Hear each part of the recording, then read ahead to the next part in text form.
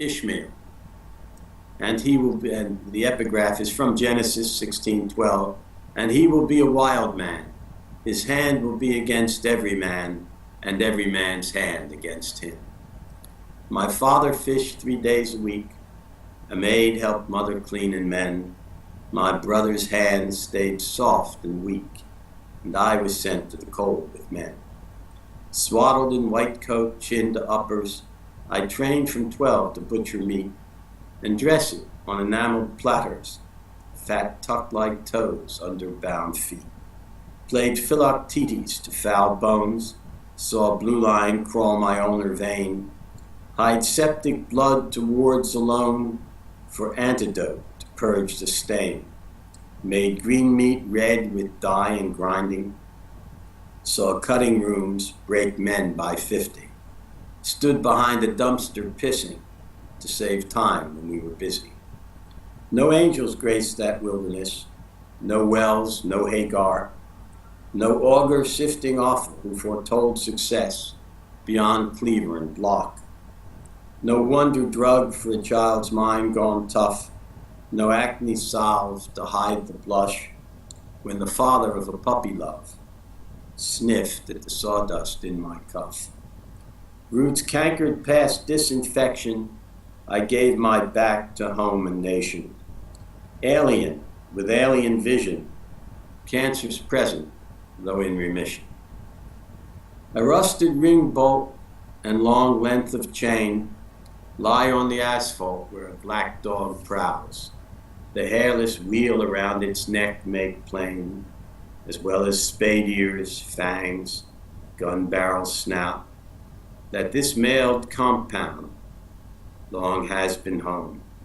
Gates bear no warning, there's no need to snarl. Scarred skin, the rasp while gnawing at a bone, guarantee junk cars in nearby piles, rest undisturbed and brought alone. And that pretty well sums up a lot of what we were It certainly does. I think.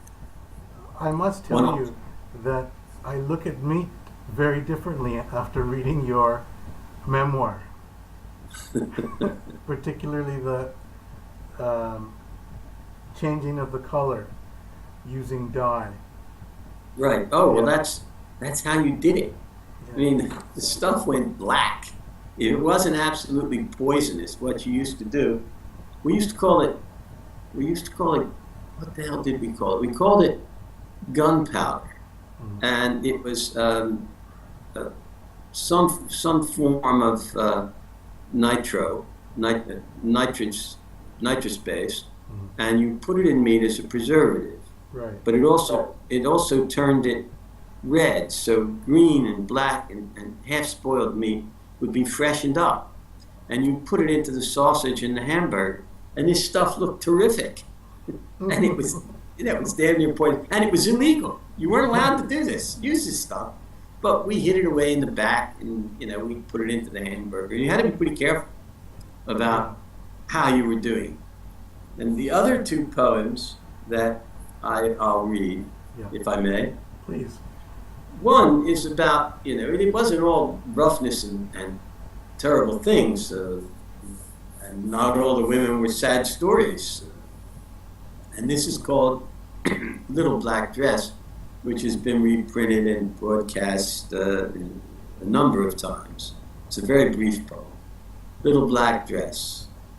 My carriage straight, your bosom taut, I courted you smartly, as a young man ought, applauded your shape in a little black dress, followed your arms as they rose to undress.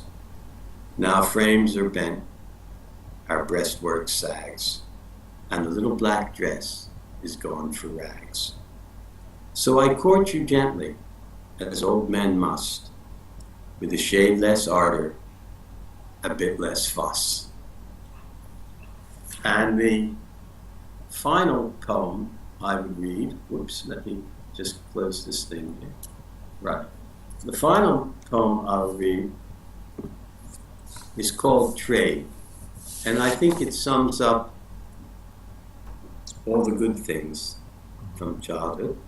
such as they were, the sea, basically. And why, after I left school and I began to work, the one thing I wanted was to live on the sea. And I've always lived on the sea since then. And this place I've had now 33 years. I built it in another one of those scrambles to retire, which I never did. And my set at Cambridge is on the river. The college very kindly, knowing what I want, it gave me a good set right on the river. And this is called Trade. It's about the Barnegat Light and Inlet, where I used to fish with my father and with Holmes Russell. I was a mate on the boats. I actually ran them for a couple of years.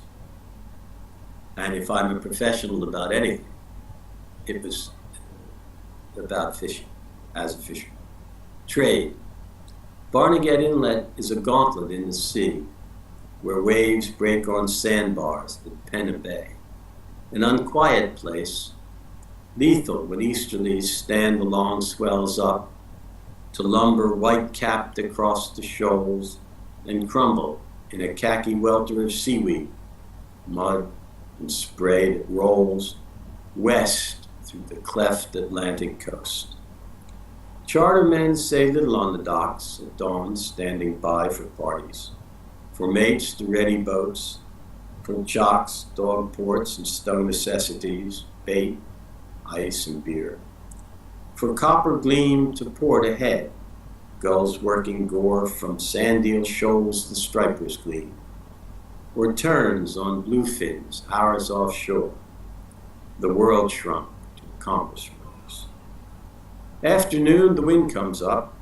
Skippers go topside, shout, reel in, and head for home. Crews gut the catch, scuppers clogged with viscera, decks turn red, till seawater sluices them teak again. And sunburned weekend warriors, beers wedged, peak, doze and in day dreams pretend they're heroes home from the sea. Line secured, the anglers leave for row homes, showers, bowling club. But by slips, boatmen remain, weave rod guides, observe the weather, rub penetrant on rusted pliers and pause. To watch sedge sway on flats, geese rise honking from wetland choirs. The sun decline, a whirl of gnats, and the light flick on at Barnegat. And That's wonderful. that's how we look like this ends, and that was the saving grace. And so, how can you not care for a father who gave you that?